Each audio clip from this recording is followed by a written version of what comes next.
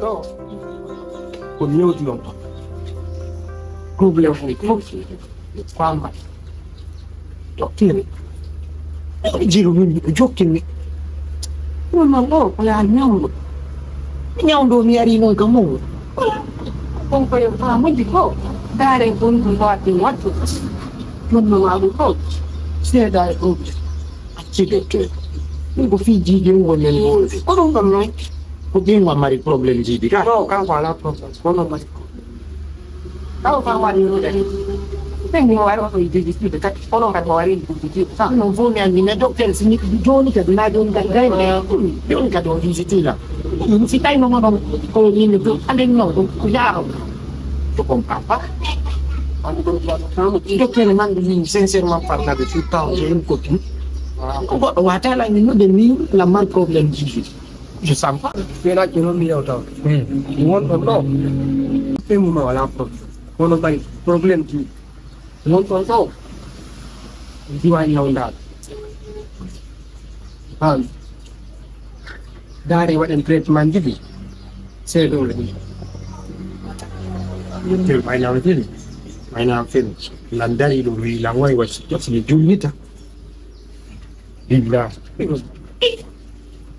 mi bi ogoko inno la mi la mari problem di inno la mi tu suata la sono doctor le po ko mari problema ko ma ko na so tu nggak baik solution non mele un solution doctor simpano awawa na nyau ni voilà donc il a pas no problem ba lagi tidak di no ko mai na kai ga kadi ni ko Nara ko abedi siku na pitu golla na na ko golla ngondi taw na nde o yoni don na do na ni ko no ko meri ti apa kan tenga jo no ro ci dela yo no ro ko meri ci dare ko no watan disko tin ni watan latte ana watan sien din mo sir do latte pa el nata sta so no pin pa yo to golla pausa o do che o don ala wa mi deve what e wal sai so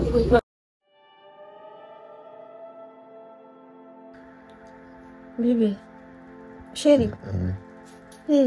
Accio dana gotto, non so che mi guarda anche. Accio anche di bimbi fi alla. Mi va sta accio con la bimbi. Fino fi alla mi auto ma, fa la ma con la lango.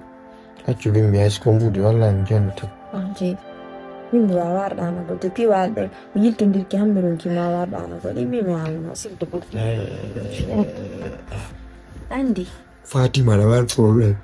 Ai da yin wano dilando ai ko mi fela ni makoka inimo jango mi wata me hande o mi wata lanka golle ni doni ya jonna ai o se mi zamini mata al wingi mo don an do fusko da wala do ko fus ala ma diran sugar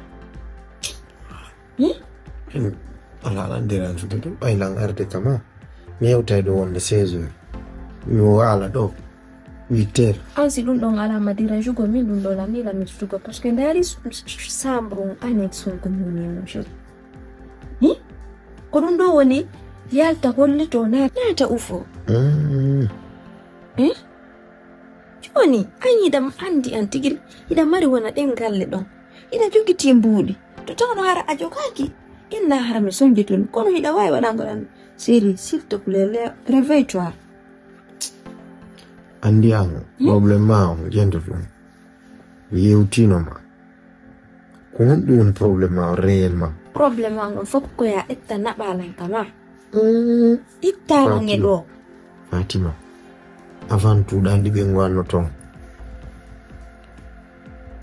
nandi kun no be na tongo joku go jombo do satteri amemmi no to bengwa min mi ko yon no ma anka ko non no has ko mi copine ma mi ko ma wadan kanko c'est-à-dire attends mi ala ma wadan kanko wadan tama ko fu kono kanke mo wadande lan ko ndala wadande fofu na yango na do ko men fonnude famu wandi papa ngi famiango be hala jigin quoi tu comprends un peu ça il y a tellement de coups sur la fala ma ide ngide Ang sana patalang ka masyong zandro.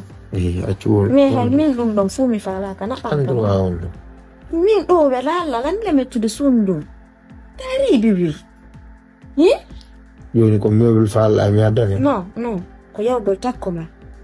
Argol kadi à chaque fois. Hiren do ham 23h00 illa la ay hi be ngwana ka sundu.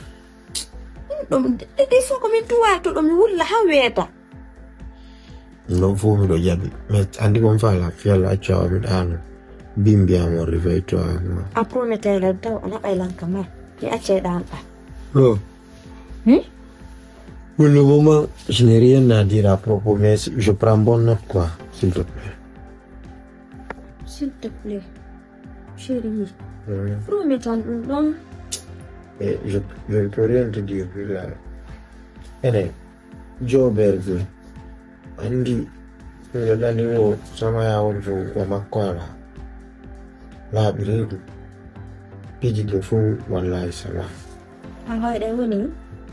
No ko fijo bel mo malan. Mi selfie on no programme on jabulan ko bilani ma ko sinon je peux pas dormir.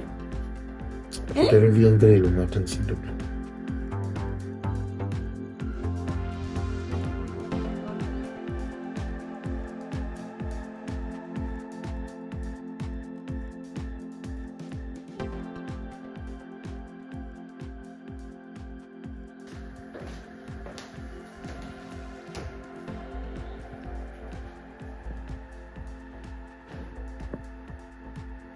Janet.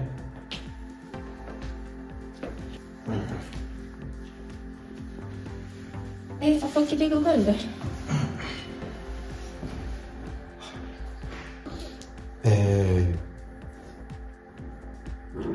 Janet. No. Xam nga de mari. Jël jama ko weleto. Okay. Mais du coup, ñu wata yaltirgol ni tun e yewtan ɗandi hunde fof ko yewtere donc ka wonden ɗo golle ɗe no ɗuɗirma nder ɗo immi yalta e bimbi merta kikiɗe donc on artugol kikiɗe ɗon c'est vrai normalement miɗo duwama wallude mais ko no mi wawirtama wallude iɗa duwa heɓugol gollowo arana innugol tun ko wonɗo ka baafal no ko gollowo ka nder suudu. Et sur ce, mi yewtidi e goɗɗo. Bon, ɗum min yiɗa wanno ɗo mi yewtidi on ɗon déjà mi faala so tawi a newni wara wallitoma tan. Mais bibi mi besoin na ke gollowo de. Non, a famari andi si gollowo ari ga joni fowtinte par ce que tu es seul o junjo ɗo a wata innugol ko ange oɗo tun wondata ɗo non non kasa on gollowo si tawi kono min fuɗɗori noon yewtere nde min e jaaja makko ko ƴettirama ni e goto ara on fijay ɓanno jooɗoɗani sa faɗama hoppine teli en fijay on yewte mi sigi ko ɗum ɓuratama wonde Mi faami kono ɗo min ɓaynan fenna woni cool quand même. Min dañi wona fala gollowo sa ya yettide e jaaje makko tun e yettidanani. c'est pourquoi min ari ko suffisant mi faɗnoma waɗi fe mais sa yi mi wooli c'est parce que tu es dans un foyer ko be yewtidani donc c'est mi yewtidani mi sikki ko ɗum ɗon ɓurata arrange info tu vois relax No yalla la lan ko inda wona joni mi nani ko wi. ok Mais prochainement si ɗaɗɗude ga goɗɗo iɗen duwa wul e yewtidande si adda mum ti a fami bébé. ok yapat woni tout andi ko be yewti mon minimum je voulais faire ça ce qui mais ko tawi ko bon le temps Les amis bentike moƴƴa noon yiɗani ko min tuko ni taando yaaji il y a pas de problème téléphone téléphone la branche mon camp favoritation ah à ce soir bonne journée. ok Merci bye. ok à tout à l'heure